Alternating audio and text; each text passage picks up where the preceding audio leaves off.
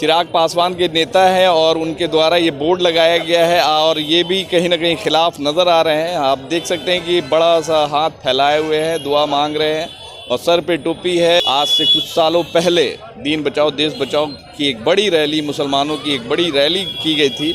भले ही दीन बचा हो ना बचा हो, देश बचा हो ना बचा हो, मगर उसमें किसी की कुर्सी ज़रूर बची थी।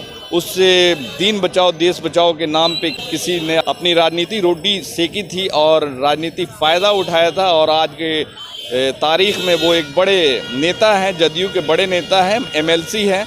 तरमीम बिल के लिए रिजेक्ट करवाने के लिए हम लोग एकजुट होकर के तैयार हैं। सरकार ने जो भी ये अल्टीमेटम दी है बिल के बारे में, इसका हम लोग खिलाफ। मुसलमान कब एकजुट होता है? हाँ ये जी, मुसलमान कब एकजुट होता है? एकजुट होता है जब जब मुसलमानों पे गाज गिरता है तब मुसलमान एकजुट होता है। जी होता है ना? उससे पहले कहाँ रहता है? वक्फ बिल को लेकर एक बड़ी बैठक, एक बड़ा कॉन्फ्रेंस, जहाँ तहफ़्फ़ुज़ अवकाफ़ कॉन्फ्रेंस रखा गया है इमारत शरिया की तरफ से। इस कॉन्फ्रेंस में हज़ारों मुसलमानों ने आज शिरकत किया और आप देख सकते हैं कि हमारे पीछे एक बड़ा सा बोर्ड लगाया गया है। ये NDA के नेता हैं और LJP के नेता है के द्वारा ये बड़ा सा बोर्ड लगाया गया है। इमाम गज़ाली इनका नाम है, जो कि माइनॉरिटीज़ नेता हैं LJP में। चिराग पासवान के नेता हैं और उनके द्वारा ये बोर्ड लगाया गया है और ये भी कहीं ना कहीं खिलाफ नज़र आ रहे हैं। आप देख सकते हैं कि बड़ा सा हाथ फैलाए हुए हैं, दुआ मांग रहे हैं और सर पे टोपी है। इस तरीके से इनका बोर्ड लगाया गया है। आपको ये भी याद होगा कि आज से कुछ सालों पहले दीन बचाओ देश बचाओ की एक बड़ी रैली, मुसलमानों की एक बड़ी रैली की गई थी। भले ही दीन बचा हो ना बचा हो, देश बचा हो ना बचा हो, मगर उसमें किसी की कुर्सी ज़रूर बची थी।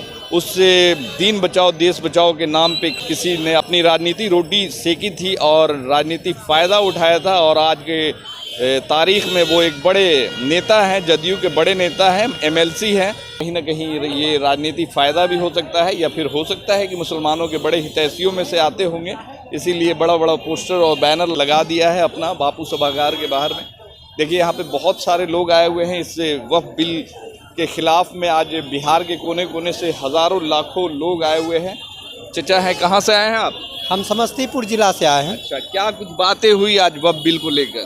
बिल के हम लोग मुखालिफ तरमीम बिल के लिए रिजेक्ट करवाने के लिए हम लोग एकजुट होकर के तैयार हैं।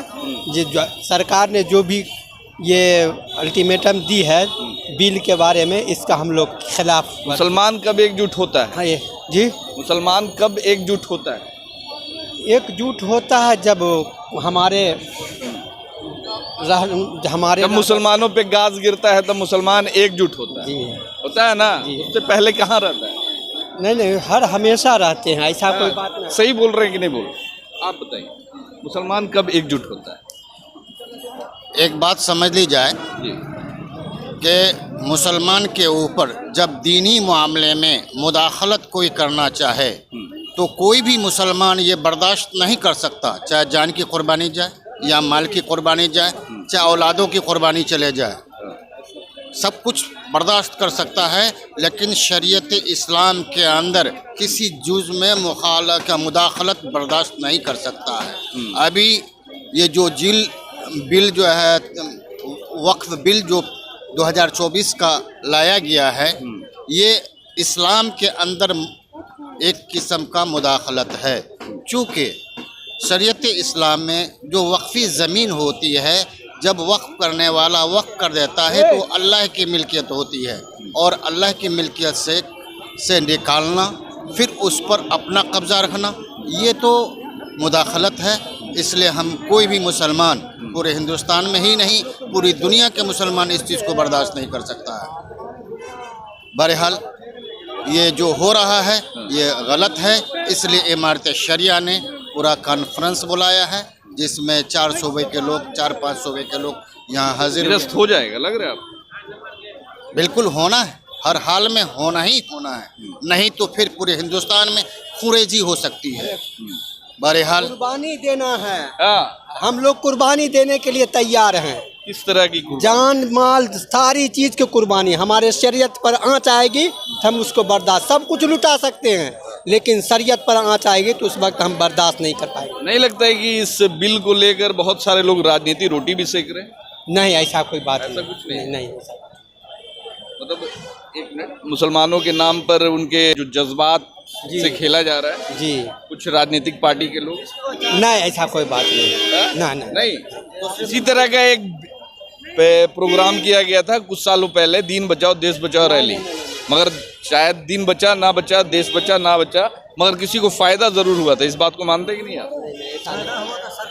हाँ, कुछ लोग इससे फ़ायदा उठाने की कोशिश किए थे, लेकिन जो कोशिश नहीं किए थे, कोशिश कर चुके थे, हाँ वो कोशिश फायदा हो चुका, नहीं, वो एमएलसी बन चुके।